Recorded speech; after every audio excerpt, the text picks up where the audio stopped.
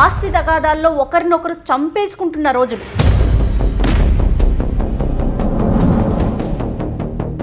Twenty 25 years అనగానే మేమిద్దరం eyebrows ఎగరేసాం. అబ్బా 25 years పాటు ఒక స్నేహాన్ని పరిగెట్టించారు అంటే కనుక ఎంత బలమైనటువంటి స్నేహం అయి ఉండాలి. ఒక స్నేహితుడి దగ్గర మీరు ఏ పెన్ను, పేపరు, పుస్తకం, ఒక ప్రామిసరీ నోటు ఇలాంటివి ఏమీ లేకుండా ఒక 5 లక్షలు ఎలా ఇచ్చేశారండి? ఎవరిని నమ్మకుండా ఎలా సార్? నమ్మితే ఇంత దారుణంగా దెబ్బ కొట్టేసేలా ఉంటే ఎలా బతకాలి?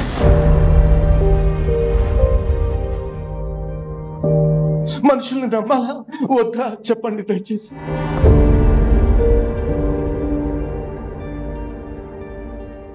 సుమన్ టీవీ ప్రెజెంట్స్ అందమైన జీవితానికి స్వాగతం. నమస్తే కళ్యాణ్ చక్రవర్తి గారు. నమస్తే అండి. నమస్తే కళ్యాణ్ గారు. మనము చాలామందిని మీకు ఎవరికి ఏ సమస్య ఉన్నా మాకు మెయిల్ ద్వారా తెలియచేయండి, మేమే కాల్ చేస్తామని చెప్తున్నాం. అలానే ఎన్నో మెయిల్స్ వస్తూ ఉన్నాయండి, మెసేజ్లు కూడా వస్తూ ఉన్నాయి. వాటిలో నేను ఒకటి పిక్ చేశానండి, ఈరోజు మీ ముందుంచుతాను. తప్పకుండా జయ గారు. మెయిల్ నేను ఒకసారి బ్రీఫ్గా మీకు చెప్తాను కళ్యాణ్ గారు. ఈయన పేరు సాగర్ అండి, మచిలీపట్నం నుంచి మనకి మెయిల్ చేస్తున్నారనమాట. ఈయన ఒక 25 సంవత్సరాలు ఎంతో స్నేహంగా ఉన్న ఒక ఫ్రెండ్కి 5 లక్షలు ఇచ్చారు. ఇద్దరు 25 సంవత్సరాల నుంచి ఫ్రెండ్షిప్ కంటిన్యూ అవుతోంది. మధ్యలో ఏదో అవసరానికి ఒక 5 lakhs ఇచ్చారు ఈయన. ఈ సాగర్ అనే అతను రిటర్న్ అడుగుతుంటే అతను ఎక్కడ ఒక పెన్ను, పేపరు, పత్రం ఏమీ లేదు. అసలు నువ్వు నాకు ఇచ్చావన్న గ్యారంటీ ఏంటి? నేను ఇవ్వను, పో, ఏం చేసుకుంటావో అది చేసుకో అనే వర్షన్ అతని వైపు నుంచి కనిపిస్తూ ఉంది. అతను చెప్తున్నాడు డైరెక్ట్గా. ఈ మెయిల్లో నాకు అర్థమైనంత వరకు ఈయన జస్ట్ ఆ ట్రాన్సాక్షన్ వరకే అమౌంట్ పెట్టారండి. మిగతాదంతా కూడా స్నేహం గురించి, జీవితాల గురించి. ఇలా ఉన్నారా? ఇలాంటి సొసైటీలో మనమంతా ఉన్నామా? నేనున్నానా? నా స్నేహం ఎంత అంటే మచ్చ లేకుండా నేను ఒక స్నేహితుడిని నమ్మాను. ఇలా ఎందుకు జరుగుతోంది? అసలు నాకేం చేయాలో అర్థం కావట్లేదు. ఆ వర్షనే కనిపించిందండి నాకు. అవును. అయితే నెంబర్ ఉంది, నేను ఒకసారి మరి మీ పర్మిషన్ ఇస్తే కాల్ చేస్తాను. తప్పకుండా కాల్ చేయి. కానీ వింత వింత సమస్యలు కదా కళ్యాణ్ గారు. జీవితం ఎంత అందమైందో దాన్ని మనం రిసీవ్ చేసుకునే దాన్ని బట్టి, మనం ముందుకు తీసుకెళ్లే దాన్ని బట్టే ఉంటుందేమో బహుశా.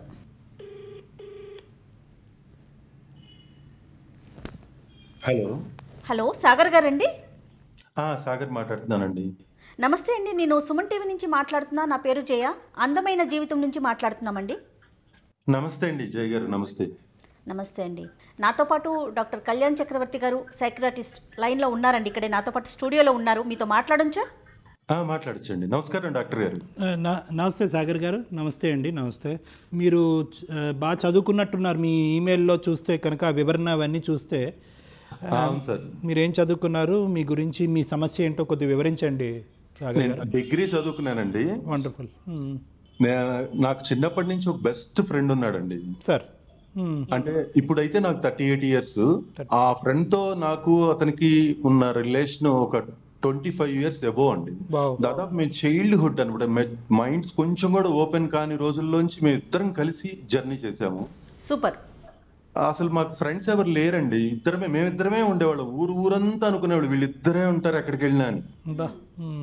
అంటే మా ఇద్దరి మధ్య పర్సనల్స్ కూడా ఏమీ దాచుకున్నట్టుగా ఉండదు. అంటే నా లైఫ్ సంబంధించిన మొత్తం అతనికి తెలుసు, అతనికి సంబంధించి నాకు తెలుసు. Right sir. అంత క్లోజ్ గా జర్నీ చేస్తున్నాము. నాకు కాలగమనంలో నాకు మ్యారేజ్ అయింది. ఓకే. అరే నువ్వు రారా, నువ్వు లేకుండా కుదరదు, తిరుపతిలో మ్యారేజ్ చేసుకున్నాము. అతని పేరు తెలుసుకోవచ్చా సాగర్ గారు, ఇఫ్ యూ డోంట్ మైండ్? అతను రాము అండి. అతని పేరు రాము. Okay sir. ఓకే.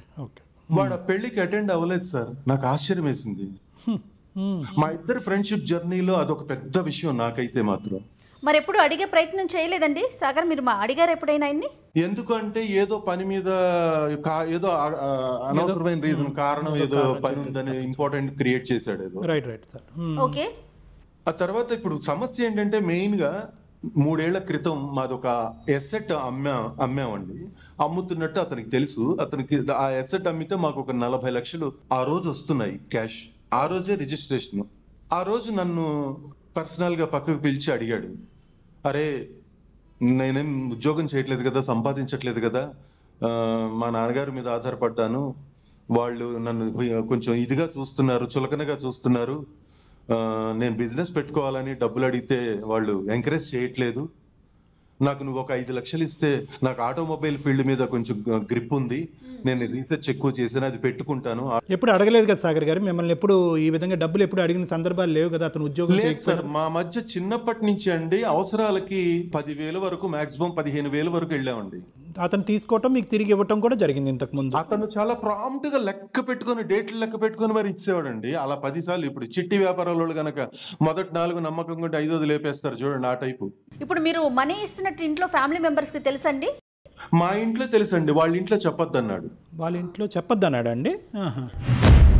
వాళ్ళు ఒప్పుకోరు, ఎందుకంటే వాళ్ళని అడిగితే వాళ్ళు ఇవ్వలేదు నాకు, అప్పుడు నువ్వు ఇస్తే వాళ్ళు పడిపోతారు, వాళ్ళ వాల్యూ పడిపోతుందని వాళ్ళు ఒప్పుకోరు, దయచేసి చెప్పొద్దు, నేను 1 year లో నీకు రిటర్న్ చేసేస్తాను. Right right right. నేను మా ఇంట్లో వాళ్ళకి ఎన్నో రకాలుగా, డబ్బు కదండి 5 లక్షలు కదా, ఎన్నో రకాలుగా వాళ్ళు అడుగుతుంటే ఎంతైనా డబ్బురా, ఎందుకు, ఎంత స్నేహం వేరు డబ్బు వేరు, ఇక్కడే తేడాలు వస్తాయి అని చెప్పినా వినలేదండి. వాళ్ళందరికీ నేను క్లాసులు పీకి ధైర్యం చేసి ఇచ్చారు. ఇదంతా ఇష్యూ నా మీద వేసుకొని ఆ 5 లక్షలు నేను కామ్ గా ఇచ్చేసానండి. ఓకే. కట్ చేస్తే ఒక సంవత్సరం, అతను పెట్టిన సంవత్సరం గడిచిపోయింది. మరి ఎంబడి అడిగితే బాధపడతాడు అని వాడు వ్యాపారం పెట్టలేదు నాకు తెలిసి. సాగర్ గారు సారీ అండి, ఇంట్రెస్ట్ కూడా మాట్లాడుకున్నారా మీరు ఇచ్చినప్పుడు, లేదంటే అలాంటివి ఏం మాట్లాడుకోలేదా ఫ్రెండ్షిప్ మధ్యన అవన్నీ ఎందుకని? నేనే ఇంట్రెస్ట్ కలిపిస్తాను రా అన్నాడు, పైగా ఇంట్రెస్ట్ నెలలా ఇస్తా అన్నాడు. ఓకే, ఇంకా మీకు కాన్ఫిడెన్స్ పెరుగుంటుంది. నెల ముందు ఇంట్రెస్ట్ పడేస్తాను అన్నప్పుడు సర్లే, అసలు నేను ఇంట్రెస్ట్ కోసం ఆశపడలేదు, కానీ వాడు పాపం జీవితంలో స్థిరపడతాడు, పెళ్లి చేసేసుకొని ఉన్నాడు, తనకి ఏం ఆధారం లేదు, ఇంట్లో వాళ్ళని అడిగితే ఎందుకో సపోర్ట్ చేయట్లేదు అంటున్నాడు. ఎందుకో సపోర్ట్ చేయట్లేదు అంటే అతను ఏ పని చేయకుండా ఇంట్లోనే ఖాళీగా ఉండేవాడండి. ఎంతసేపు నేను సొంతగా వ్యాపారం పెట్టాలి అంటాడు. మరి మరి మళ్ళీ మీరు అడిగే ప్రయత్నం చేశారండి? మరి 1 year అయిపోతుంది. 1 year తర్వాత నేను అడిగానండి, 1.5 year తర్వాత అడిగాను, సాగర్ గారు ఏంటి అసలు వడ్డీ వేయలేదు, వడ్డీ కూడా 2 నెలలు వేసాడు, ఆ తర్వాత వేయలేదు. సరే వాడి దగ్గర లేవేమో, సతమతం అవుతున్నాడు, ఇబ్బంది పెట్టకూడదు ఫ్రెండ్ గా నేను అని నేను ప్రెషర్ ఇవ్వలేదు. అడిగితే మౌనంగా ఉంటున్నాడు. చేస్తాను చేస్తాను చేస్తాను చేస్తాను అంటాడు, మౌనంగా ఉంటాడు, చెప్పడు. నాకు సంబంధించిన ట్రబుల్స్ కానీ నా పెయిన్స్ కానీ ఎన్ని చెప్పినా అర్థం, కామ్గా ఉంటాడు అలా మౌనంగా. ఓకే, ఫైనల్ గా ఏమంటాడండి అతను? మా ఇద్దరికి కామన్ ఫ్రెండ్ ఒక అతను ఉంటే అతనితో చెప్పాడట, అతడు వాడు నాకు డబ్బులు ఇచ్చినట్టు ప్రూఫ్ ఏం లేదుగా, ఏం పీక్కుంటాడు పీకోమను అన్నట్టు. ఏంటి వీడా ఆ మాట అన్నదా అని, పోనీ వీడేమన్నా మధ్యలో వాడు క్రియేట్ చేశాడా మా మీద జలస్తో, మా ఫ్రెండ్షిప్ మీద జలస్తో అని అనుకున్నాను. కానీ ఇతను మౌనంగా ఉండటం, చాలాసార్లు నేను అడుగుతుంటే ఏం ఆన్సర్ చేయకపోవటం, అతని ప్రవర్తనలో ఏదో తేడా కనిపించిందండి. ఆ డబ్బులన్నీ ఆగం చేసేసినట్టుగానో, సంథింగ్ వాడి దగ్గర ఏం హోప్లెస్ కండిషన్ లో ఉన్నట్టుగానో, ఏం చేయలేని పరిస్థితిలో కామ్గా ఉన్నాడేమో అలాగా అనిపించింది. మీకు ఎదురు పడుతున్నారండి అతను రాము? నా వర్క్ పర్పస్ నేను హైదరాబాద్ లో సెటిల్ అయిపోయాను, అక్కడి నుంచి వచ్చేసి మాది మచిలీపట్నం యాక్చువల్లీ. ఓకే, రాము అక్కడే ఉండిపోయారు? అతను అక్కడే ఉన్నాడు. ఓకే. మీ ఇద్దరి మధ్యన ఇప్పుడు ఏదైతే ఈ వైరం, ఒక డిఫరెన్స్, ఈ డిస్టెన్స్ పెరిగిందో, ఈ డిస్టెన్స్, ఈ డిఫరెన్సెస్ అనేది 25 years లో ఎప్పుడైనా మీరు చూసారండి, లేదంటే ఇదే ఫస్ట్ టైమా? నేను కొద్దిగా బాగా సెటిల్ అయ్యాను హైదరాబాద్కి వచ్చిన తర్వాత, వాడు సెటిల్ అవ్వలేదు. అదేమన్నా లోపల అందరి ముందు చిన్నపోయి, పెద్దవాళ్ళ ముందు ఇంట్లో ఖాళీగా ఉంటూ కొద్దిగా బాధపడుతున్నాడేమో నేను అని దాన్ని కూడా నెగిటివ్ గా ఫీల్ అవ్వలేదు. Right right. అదే ఈర్ష్య పడుతున్నాడు అండి, ఈర్ష్య అన్నది మనం మాట్లాడుకోవచ్చు ఇక్కడ. అంటే మీరు అన్ని ఆస్పెక్ట్స్ లో ముందున్నారు, 38 years అంతే అనుకోవచ్చు అని నాకు ఇప్పుడు అతను ఆ మాట అన్నాక ఇంకా నేను ఆ కోణంలో అంతా చెక్ చేశాను 25 ఏళ్ల జర్నీని. అప్పుడు నాకు గుండె పగిలిపోయింది సార్. ఎందుకంటే ఎన్నో విషయాలు, ఎన్నో రాత్రులు మేము మాట్లాడుకొని ఎన్నో సంవత్సరాలు అలా కలిసి గడిపాము. అంటే ప్రతిదీ బ్లఫింగేనా, ప్రతిదీ మోసమేనా? నన్ను నమ్మించి మోసం చేయడానికి నాకు 25 ఏళ్ళు తీసుకోవాలా? నా ఫీలింగ్స్ ని అంత డిస్టర్బ్ చేయాలా అని నాకు చాలా పెయిన్ఫుల్ గా ఉంది సార్. అది మాకే వింటుంటే, అంటే మీరు 25 years అనగానే మేమిద్దరం ఐబ్రోస్ ఎగరేసాం. అబ్బా 25 years పాటు ఒక స్నేహాన్ని పరిగెట్టించారు అంటే కనుక ఎంత బలమైనటువంటి స్నేహం అయి ఉండాలి, అది టీనేజ్ వయసు నుంచి దాని పునాదులు పడి ఉండొచ్చు అనేటటువంటి దానికి ఈరోజు బీటులు వారింది అంటే కనుక ఏమై ఉండొచ్చు అనేది మాకే అర్థం కావట్లేదు. అంటే మీకేమన్నా అనిపించిందా అండి, అంటే why could a person change like this? అంటే మీరు చెప్పారు సాగర్ గారు దట్ యూనో ఇంతకు ముందు కూడా ఇచ్చి పుచ్చుకోవటాలోనే జరిగినాయి, బహుశా అది చిన్న వయసులో అయ్యి ఉండొచ్చు. కానీ ఒక మనిషి అయితే ఒకటే అనిపిస్తుంది సార్, చిన్న ఏజ్ గ్రూప్ అంటే మైండ్ మెచ్యూరిటీ లెవెల్స్ ఇద్దరికి సరిగా రానంత మటుకు మా జర్నీ, మా స్నేహంలో క్లారిటీ ఒక సజావుగా స్పష్టత, సాగింది. మంచి ఫీలింగ్స్ ఉన్నాయండి సార్ నిజంగానే. Right. అది ఇప్పటికీ నేను నమ్మగలను. సాగర్ గారు ఒక్క పాయింట్ అండి, ఫర్ ప్రాపర్ మీకు ఒక సొల్యూషన్ చెప్పడం గురించి ఒక అంశం మనం తెలుసుకోవాలి. 25 సంవత్సరాల పాటు వాళ్ళ తల్లిదండ్రుల కంటే ఎక్కువ శాతం తెలిసింది మీరేనేమో అని నాకు అనిపిస్తుంది. అంటే ఆ స్నేహం కానీ ఆ బంధం కానీ మీ ఇద్దరి మధ్యన. మరి ఇంతకాలం ఇంత దీర్ఘకాలికంగా చూసినటువంటి వ్యక్తిలో మీరేమనుకుంటారు? ఇది వ్యక్తిత్వపరమైనటువంటి లోపమా, లేదంటే మోసం చేయాలి అనేటటువంటి మార్పా, ఇప్పుడు వచ్చినటువంటి మార్పా, మొదటి నుంచి ఉన్నటువంటి అంశం? నాకు జరిగిన ఇన్సిడెంట్స్ అన్ని, మా మధ్య జరిగిన ఇన్సిడెంట్స్ అన్ని చెక్ చేస్తూ పోతుంటే బేసిక్ గానే ఇన్బిల్ట్ లోనే వీళ్ళలో ఒక నెగటివిటీ ఉంది, అది నేను గమనించలేకపోయాను అని ఇప్పుడు తెలుస్తుంది సార్. అయితే సాగర్ గారు ఒక్క విషయం అండి, కుటుంబంలో అన్నదమ్ముల్ని అక్క చెల్లెల్ని నమ్మలేని రోజులు, ఒకరికొకరికి పడని రోజులు, ఆస్తి తగాదాల్లో ఒకరినొకరు చంపేసుకుంటున్న రోజులు, I'm sorry to say this. అలాంటిది ఒక స్నేహితుడి దగ్గర మీరు ఏ పెన్ను, పేపరు, పుస్తకం, ఒక ప్రామిసరీ నోటు ఇలాంటివి ఏమీ లేకుండా ఒక 5 లక్షలు ఎలా ఇచ్చేశారండి? చాలా మంది నాకు ఒకళ్ళిద్దరి దగ్గర, మీతోనే కాదండి, ఇంతకు ముందు ఒకళ్ళిద్దరితో నేను మా ఫ్రెండ్స్ కొంచెం ఆఫీస్ కొలీగ్స్ లాంటి వాళ్ళతో డిస్కస్ చేశాను ఈ పాయింట్ మీద. ఇదే అన్నారండి వాళ్ళు, నోట్ రాయించుకున్నావా అన్నాడు. లేదు, నోట్ ఎలా రాయించుకుంటాం, అంత స్నేహం మీద ఎలా అడిగాను నేను అసలు అంటే, అడగకపోతే ఎలాగ మరి, ఇప్పుడు వాడు ప్రూఫ్ ఏమైనా ఉందా, ఏం పీక్కుంటాడో పీక్కోమని అన్నాడు కదా, మరి చూసావు కదా, నోట్ రాయించుకోకుండా తమ్ముడే ప్యాకెట్ అని చాలా లైట్ గా మాట్లాడుతున్నారు ఫ్రెండ్స్ అంతా. ఏంటి అలా ఎలాగా నోట్ రాయించుకుంటాం 25 సంవత్సరాల జర్నీలో, నోట్ రాయించుకుంటాం ఏంటి అని నాకే ప్లస్ ఇంతకుముందు సాగర్ గారు ఇంతకుముందు దాఖలాలు కూడా లేవు కదా. అంటే ఇతను ఇంతకుముందు మీ దగ్గర డబ్బులు తీసుకుని కానీ, లేదంటే ఇతరత్ర స్నేహితుల దగ్గర డబ్బులు తీసుకుని ఇతను బద్ధకస్తుడుతో కొద్దిగా బాధ్యతారహితంగా ప్రవర్తిస్తాడు అనేటటువంటి అంశాలే మన పరిగణలోకి వచ్చినాయి. కానీ మోసగాడు అనేటటువంటి పరిస్థితి ఇప్పుడుకొచ్చి మీ కళ్ళెదురుగుంటే రాలే కదా. బాధ కలుగుతున్న విషయం ఏంటంటే 25 ఏళ్ల నా ఫీలింగ్స్ ని చంపేశాడని. 5 లక్షల గురించి కూడా కాదు సార్, 5 మంచి రోజులు వస్తే, భగవంతుడు మంచి చూపు చూస్తే 500 కోట్లు సంపాదించుకోవచ్చు, అది పెద్ద విషయం కాదు. కానీ నా ఫీలింగ్స్ చంపేశాడు సార్. నేను వాడిని ఎంత నమ్మానంటే, నా కుటుంబంలో ఒకడికి, నా కళ్ళ ముందు నా తల్లి నాకు పెట్టకుండా వాడి చేతిలో ముద్దలు పెట్టుతుంటే నేను చూసి మురిసిపోయాను సార్. నేను అట్లాంటిది నా ఫ్రెండ్షిప్ ని ఇంత దారుణంగా యూటిలైజ్ చేసుకుని నిన్ను మాట్లాడేస్తాడా, ఆఖరికి ఏం పీక్కుంటాడో పీక్కోమను, ప్రూఫ్ లేదు కదా. ప్రూఫ్ ఎలా ఉంటుంది సార్? ఇంత జర్నీలో ఎవరు నమ్మితేనే కదా సార్ ఏ వ్యక్తినైనా జర్నీ చేయగలుగుతాం మనం. నమ్మకం లేకుండా అసలు జర్నీ ఎవరితో సాధ్యమవుతుంది సార్?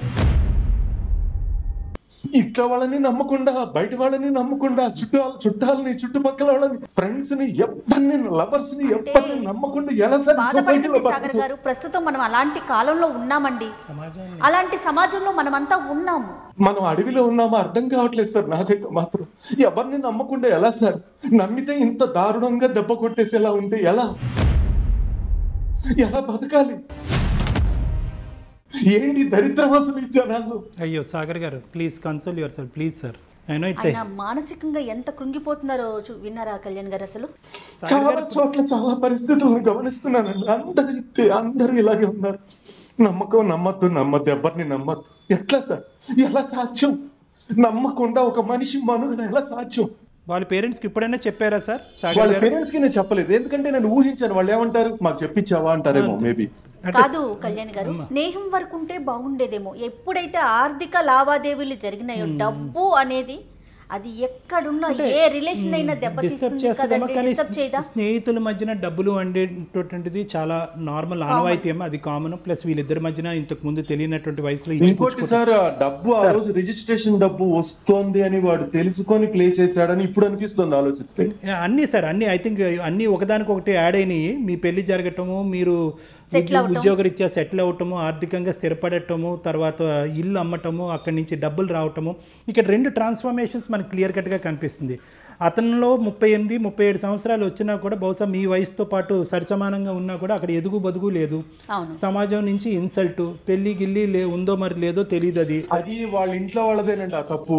వాళ్ళని కష్టపడనీయకుండా కడుపు పెట్టి నిద్రపోతుంటే పొద్దున్నే తెల్లారి అందరూ 6-7 లేవాలి కదా, 12 దాకా నిద్రపోతున్నా కూడా లేపేవాళ్ళు కాదు. వాడు కష్టపడి పైకి రాంది పోంగా, నేను కొంచెం జీవితంలో నాకేమో లైఫ్ అంటే కొంచెం కష్టం సుఖం ఒక భయభక్తులతో పెరిగిన వాడిని మా కుటుంబాలు. అబ్సల్యూట్లీ. ఇక్కడ ఊరుకోండి సాగర్ గారు, ఎక్కువగా ఎమోషన్ అవ్వకండి మీరు. I'm sorry sir, I'm sorry. నేను మీ దగ్గరికి సొల్యూషన్ నాకు చెప్పండి అని నేను చేయలేదండి, నిజంగా చెప్తున్నాను. ఎందుకంటే ఇది సొల్యూషన్ సంబంధించింది కాదు, ఇది ఒక నమ్మకానికి సంబంధించింది. కానీ ప్రపంచం నమ్మద్దు అని చెప్తుంది. ఎవరిని నమ్మాలా వద్దా అని కన్ఫ్యూజన్ ఎక్కువైపోయి చేశాను మీకు. ఎందుకంటే మీ ప్రోగ్రామ్స్ నేను కొన్ని చూశాను యూట్యూబ్లో, నాకు చాలా మంచి వేదిక అనిపించింది. మీది చాలా చక్కగా డిస్క్రైబ్ చేస్తున్నారు. కాబట్టి ఏం చేయాలి? మనుషుల్ని నమ్మాలా వద్దా చెప్పండి దయచేసి. నమ్మాలి సాగర్ గారు. నేను నిజంగా సమాజం అంత ఇది అంత బ్లైండ్ అయిపోలేదు, అంత భయంకరంగా మారిపోలేదు. నమ్మాలి. ఆ నమ్మకం అనేటటువంటి బేస్మెంటే మన హ్యుమానిటీకి అనేటటువంటిది ఒక దారి చూపెడుతుంది. నమ్మకం ఉంచుకోండి. ఎందుకంటే బహుశా అంటే ఇక్కడ నేను ఒక అంశం చెప్తాను సాగర్ గారు. ఇప్పుడు మీరు బాధపడుతున్నారు కంప్లీట్గా, అంటే మేము ఏం మాట్లాడినా కూడా మీ బాధను మేము తీర్చలేము. ఆబ్వియస్, ఎవరూ తీర్చలేదు. ఎందుకంటే ఇది 2-3 సంవత్సరాలు కాదు, 2-3 సంవత్సరాల స్నేహాన్ని విరిగిపోతే ఎంతో డిప్రెస్ అయ్యి నా దగ్గరికి వస్తూ ఉంటారు. అలాంటిది 25 సంవత్సరాలు కనీ విని ఎరగని రీతిలో, ఇంతకుముందు మీరు ఎప్పుడు అనుభవించినటువంటి రీతిలో ఒక కొత్త యాంగిల్ మీ స్నేహితుడి గురించి మీకు కలదు. అంటే బద్ధకస్తుడు, బాధ్యత లేనటువంటి వ్యక్తి, ఈ అంశాలన్నీ మీకు తెలుసు.